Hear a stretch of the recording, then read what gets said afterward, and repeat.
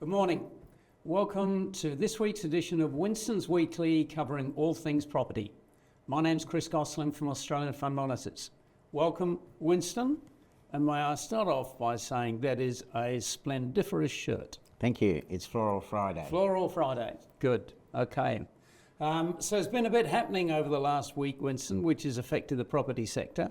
The first thing that really happened probably was last week in the States, where interest rates were on hold, but were pretty much promised to go down in September. But then concerns about the recession. Tell us what happened and how that affected your sector. Well, the numbers that came out last Friday in the US, basically employment numbers and unemployment numbers, were not as conducive or as expected as the market was expecting. And as a result of that, there were concerns about the US going into recession. That then followed through to a bit of a rout in the equity market, and the market was down quite substantially on the Friday and then again on the Monday, and that sort of spread around the world. And so that was concerns about the US going into recession, notwithstanding the fact that the indications are that interest rate cuts will happen in September. And whilst the equity market fell, the bond market rallied because people went into a safe haven, as it were, and the 10-year bond yield in the US got down below the 4% level, got down to about 390, 389, 390. And a couple of days later, the market rebounded somewhat, and the bonds weakened again to be close to 4%. So there's been some real volatility overseas, and that spread through to Australia. Well, it spread globally, but it spread through to Australia. Yeah. So turning to Australia for a moment, we had the RBA board meeting, of course, on Tuesday. No surprises, no movement there, but no surprises there. What's happening there? Because you've got the government and the RBA sort of pulling both ends of the same rope, which isn't helping, is it? That's right.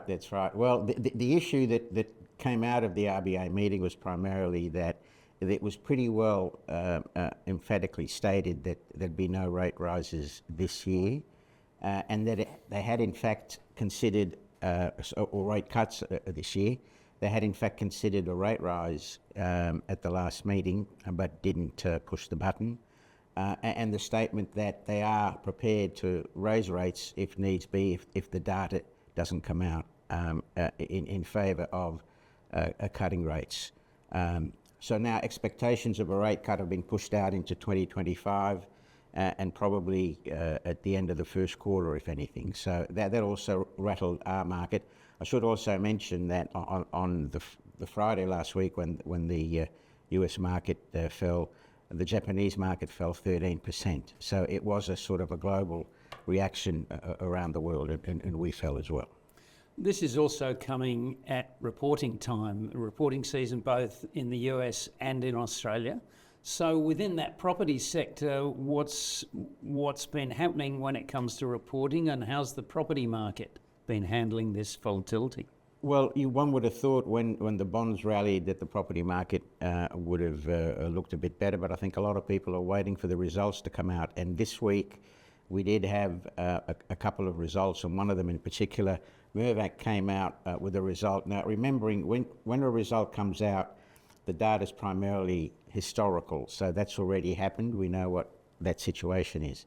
But it was the guidance and the looking forward that spooked the market insofar that guidance was lower than expected, and that took the market a little bit by surprise. And then what investors have done is extrapolate that lower guidance into other areas of the sector, and so we've had a bit of a downturn in prices of the property REITs.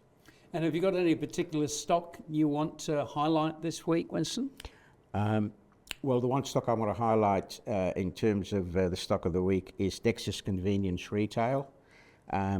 Its current price is around $2.80, $2.81. It has a market cap of 380 million, but it owns around just over 100 service stations. It's exposed to the service station and convenience retail sector of the property. It has long leases. Its weighted average lease to expiry is 9.3 years. It's yielding around 7.5%. Service stations are pretty well. A lot of them are mainly triple net leases, so all the expenses are on the tenant, not the landlord, and they have regular rental increases, some of them adjusted to CPI. So that's a stock that's probably worth looking at if you want an exposure to a long-dated lease expiry in a sector that is looking reasonably well at the moment. So it's almost a cross between property and infrastructure. In a way, it is. The exposure of these service stations are predominantly New South Wales and Queensland. It has a couple of stations in Victoria and some in South Australia and a small number in WA. But it's primarily on the eastern seaboard in terms of the exposure. Winston, looking forward to next week. What do you see coming up on the horizon? Well, next week we're going to have quite a number of more results coming out, and probably in the sense that there will be in some of the bigger stocks that are listed, and will hopefully paint a better picture going forward. Because as I said, the results are historical, the numbers are historical. It's about guidance and the outlook going forward, and that's what we'll be focusing on.